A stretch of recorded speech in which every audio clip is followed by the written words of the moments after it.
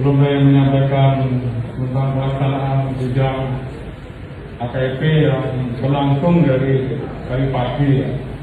Sampai dengan pagi lagi ini kurang lebih sekitar 18 jam. Saya Bapak Kali Humas pertama kali menyampaikan permohonan maaf yang sebesar-besarnya pada rekan-rekan media. Mungkin di dalam peliputan sidang AKP hari ini ada hal yang kurang berkenan atau ada hal yang membuat rekan-rekan tidak nyaman. Ya. Mungkin bisa tadi pagi ya, saya mohon maaf jika saya rekan-rekan.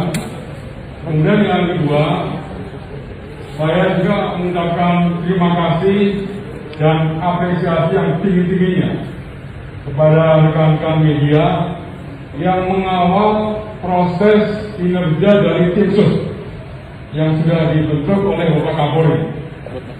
Rekan-rekan sudah memberikan informasi secara update ya, kinerja dari tim sus dan juga memberikan interaksi kepada masyarakat. Ini merupakan komitmen dari Bapak Kapolri agar tim sus bekerja secara transparan, secara objektif dan akuntabel. Tim sus tetap sampai dengan hari ini masih terus maraton, semuanya bekerja dan berproses. Hari ini Inspektorat Khusus bersama Propam menggelar pelaksanaan sidang Komisi Kode Etik dengan pelanggar atas nama Dirjen FS. Seperti yang kami ketahui bersama, dari sidang maraton yang sudah dilaksanakan pada hari ini, pimpinan sidang telah memutuskan secara kolektif kolegial kepada pelanggar FS, ya, tadi sudah disebutkan. Perlu saya baca ulang kembali pada rekan-rekan bahwa sanksi yang dijatuhkan yang pertama adalah sanksi etika, yaitu perilaku pelanggar dinyatakan sebagai perbuatan tercela. Yang kedua, sanksi administratif berupa yang pertama penempatan dalam tempat khusus selama 21 hari. Tentunya bersangkutan sudah menjalani kasus, ya, tinggal nanti sisanya. Dan yang kedua adalah pemberhentian tidak dengan hormat atau PTDH sebagai anggota Polri. Ya, meskipun yang bersangkutan mengajukan banding, ini merupakan hak yang bersangkutan.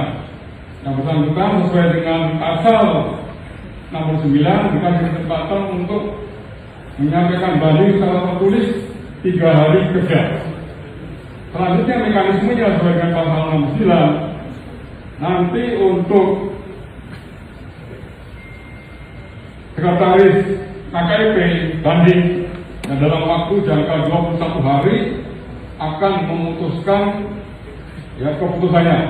Ya, apakah keputusan tersebut sama dengan keputusan yang disampaikan pada hari ini atau ada perubahan? Ya, yang jelas yang bersangkutan pun sudah menerima apapun keputusan yang akan diambil oleh sidang banding nantinya. Ya, kemudian rekan-rekan bahwa proses persidangan yang secara maraton tadi dilaksanakan, kita sudah Komisi Sidang Kode Etik memeriksa 16 orang. Ya, 1 sebagai pelanggar atas nama Irjen FS, kemudian 15 saksi. 15 saksi pun ya sebelum yang bersangkutan memberikan keterangan kepada para saksi tadi sudah diambil sumpah.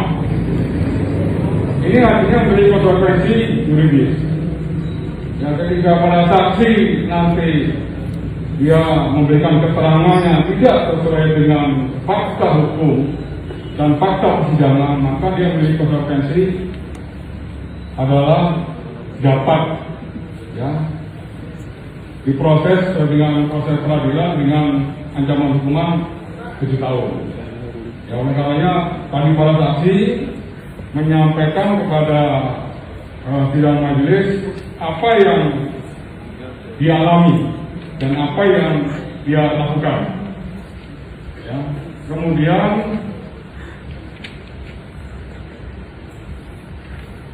perlu saya sampaikan juga kepada rekan-rekan, tadi untuk saksi juga dibagi menjadi 3 klaster ya. Ada saksi yang pertama 3 orang ya terkait menyangkut masalah klaster peristiwa penembakan Brigadir J di TKP 23.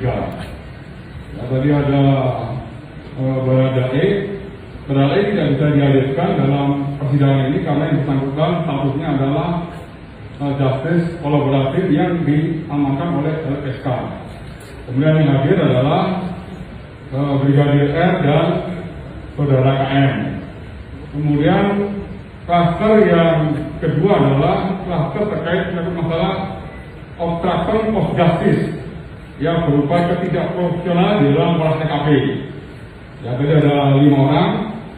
Ya, kemudian klaster yang ketiga adalah terkait juga menyangkut masalah obstruction of justice berupa merusak atau menghilangkan alat bukti CCTV. Itu semuanya sudah disampaikan ke anggota sidang Komisi Kode Etik, dan yang bersangkutan 15 saksi ini 15 saksi ini mengakui apa yang dia lakukan. Dan juga pelanggar Irjen FS juga sama, tidak menolak apa yang disampaikan oleh kesaksian para saksi tersebut. Artinya bahwa perbuatan tersebut betul adanya, mulai daripada merekayasa kasusnya, kemudian menghilangkan barang buktinya, dan juga menghalang-halangi dalam proses penyidikan. Dan rekan-rekan bahwa tim juga masih bekerja, kita masih punya 34 yang terduga pelanggar, ini juga masih berproses. Dalam waktu 30 hari ke depan, tim Irsus bersama Propam juga akan terus secara maraton menggelar sidang tersebut. Dan sama halnya tim sidik, secara maraton juga mencoba untuk menuntaskan terkait menyangkut masalah tersangka Ibu BC, berkasnya juga sesuai dengan arahan Kapolri segera dilimpahkan ke JPU, dan demikian juga tentang obstruction of justice itu juga harus berproses cepatnya juga untuk segera dapat dilimpahkan ke JPU, sambil kita menunggu yang 4 berkas yang sudah kita limpahkan di tahap 1 petunjuk dari jaksa.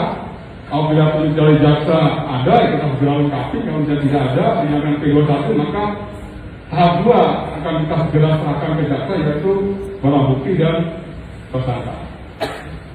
Ya, jadi saya rasa itu rekan-rekan yang bisa saya sampaikan dari proses kegiatan pada hari ini. Insya Allah apabila ada update lagi, nanti akan saya sampaikan kepada teman-teman media semuanya. Ya, terima kasih. Ada yang ditanyakan? Boleh. Dalam putusannya ada ini Pak, perbedaan pendapat Pak, yang ingin antara komisi dengan Pak. Tidak ada. Makanya tadi kolektif kolegial dari ketua, wakil ketua, dan 3 anggota semuanya sepakat untuk mengambil keputusan tadi. Pak, kenapa dia banding Pak? Mengajukan 3 hari kerja alasan bandingnya Pak. Ya. Penilaiannya gimana? Kenapa? Tadi mengajukan banding. Saya tulis ke sekretariat Komisi Kode Etik. Ya.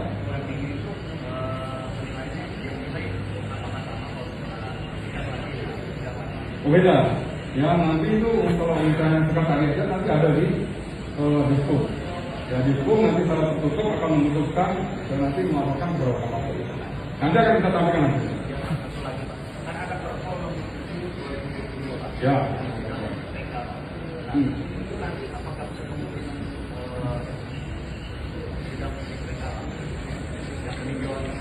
Ya.